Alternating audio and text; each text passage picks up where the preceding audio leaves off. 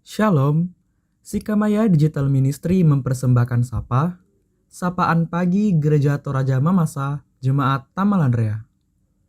Program renungan pagi yang akan menemani Anda dalam memulai hari. Selamat pagi, salam sejahtera Bapak Ibu, saudara-saudara jemaat Tuhan. Kita akan mendengarkan kesaksian firman Tuhan yang akan mengawali perjalanan hidup kita hari ini. Firman Tuhan dari kitab Yeremia pasal 18 ayat 1 sampai ayat yang ke-6. Yeremia pasal 18 ayat 1 sampai 6, firman Tuhan berbunyi. Firman yang datang dari Tuhan kepada Yeremia bunyinya. Pergilah dengan segera ke rumah tukang periuk. Di sana aku akan memperdengarkan perkataan-perkataanku kepadamu. Lalu pergilah aku ke rumah tukang periuk. Dan kebetulan ia sedang bekerja dengan pelarikan. Apabila bejana yang sedang dibuatnya dari tanah liat di tangannya itu rusak, maka tukang periuk itu mengerjakannya kembali menjadi bejana lain menurut apa yang baik pada pemandangannya.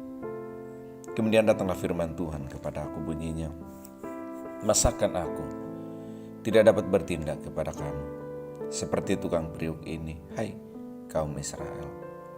Demikianlah firman Tuhan, sungguh seperti tanah liat di tangan tukang periuk, demikianlah kamu di tanganku, hai kaum Israel.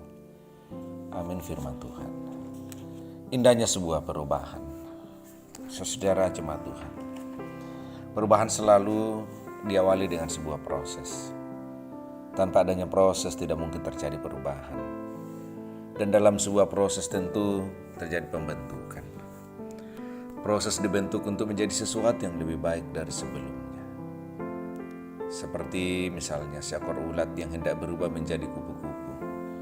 Dia harus menjalani suatu rangkaian proses yang berhari-hari sebelum pada akhirnya menjadi seekor kupu-kupu yang indah. Dalam menjalani masa transisi dari seekor ulat menjadi kupu-kupu, ular harus menjadi kepompong terlebih dahulu. Sewaktu menjadi kepompong, si ulat harus tinggal dalam kesunyian dan tidak melihat indahnya dunia untuk sementara waktu, sampai tiba waktunya dia bisa keluar dari kepompong tersebut. Sewaktu menjalani masa transisi ini diperlukan kesabaran dan ketekunan agar bisa mencapai waktu yang tepat.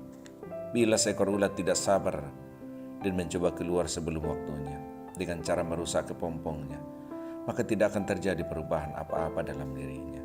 Sebab pada waktu dia merobek kepompong yang menutupi dirinya sebelum waktu yang ditentukan, maka bersamaan dengan itu pula ada cairan yang membentuk sayap yang terbuang keluar. Padahal cairan ini sangat diperlukan untuk menumbuhkan sayap yang akan mengubah penampilannya dari seekor ulat yang jijik menjadi seekor kupu-kupu yang indah. Baik saudara jemaat, perubahan hidup manusia seringkali juga mengalami proses seperti dari ulat menjadi kepompong dan menjadi kupu-kupu. Dari keadaan yang sunyi menjadi seorang anak, kemudian menjadi dewasa. Dalam perubahan ini terjadi sebuah proses. Dari tidak bisa berjalan dan tidak bisa bicara, hingga bisa berlari, berbicara, bahkan sampai beranak cucu. Firman Tuhan Yeremia pasal 18 ayat 1 sampai 6 mengisahkan tentang pekerjaan tukang periuk. Tanah liat harus mau dibentuk menjadi sebuah benda menurut kemauan si tukang periuk. Bila tukang periuk hendak menjadikan tanah liat yang ada di tangannya menjadi sebuah guci, maka mau tidak mau dia harus. Dan bila sudah menjadi sebuah guci, namun dirasa masih kurang, masih ada yang cacat, maka si tukang periuk bisa saja mengerjakannya kembali, mengeleburkannya, menghancurkannya kembali, lalu membentuknya menurut apa yang indah dalam pandangannya. Bapak Ibu jemaat yang dikasihi Tuhan, dari kisah tukang periuk, Allah hendak mengajarkan kepada Mia dan mengingatkan bahwa kehidupan umat Israel laksana bejana di tukang periuk. Allah membentuk, memproses kehidupan umat Israel walaupun dalam waktu dan dalam peristiwa yang seringkali sulit untuk diterima dan dipahami oleh umat Tuhan.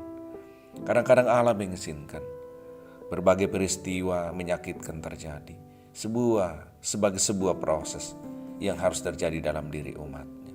Bahkan kadang-kadang Allah mengizinkan membiarkan umat menjadi lapar, mengalami berbagai tekanan, pergumulan, penyakit. Semuanya bermuara pada satu tujuan, proses yang indah, yang lebih baik dari sebelumnya. Karena itu Bapak Saudara belajar dari tukang periuk ini. Ada 3 hal prinsip yang mestinya harus kita tanamkan dalam hidup supaya kita menjalani proses hidup yang indah. Yang pertama, kita harus memiliki sikap ketaatan. Kehidupan kita seperti tanah liat di tangan Tuhan. Kita harus taat menerima proses yang Tuhan beri tanpa bersikap memberontak. Sebab dengan memberontak berarti semakin memperlambat proses perubahan dalam hidup kita. Satu hal yang pasti, bahwa perubahan yang Tuhan harapkan, yang Tuhan hendak nyatakan dalam diri kita, adalah perubahan ke arah yang semakin baik. Kendati pun harus mengalami untuk sejenak masa-masa yang sulit dalam hidup ini.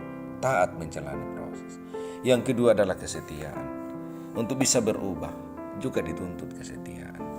Setia menanti waktu di mana Tuhan berkarya.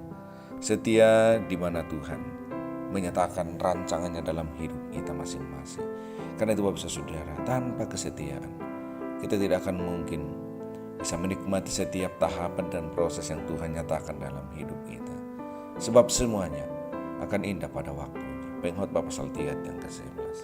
Lalu yang ketiga, jemaat Tuhan, dalam sebuah proses hidup, maka kita harus serius menjalani. Bahwa setelah kita berubah, jangan mau menjadi seperti keadaan yang dahulu lagi. Serius untuk berubah. Bahwa keadaan sekarang sudah berubah. Sudah beda dengan kehidupan yang dulu. Iman harus juga terus berubah dan bertumbuh. Karena itu Bapak Saudara, tidak ada kata lain bahwa hidup ini harus menjadi ciptaan yang baru di tangan Tuhan.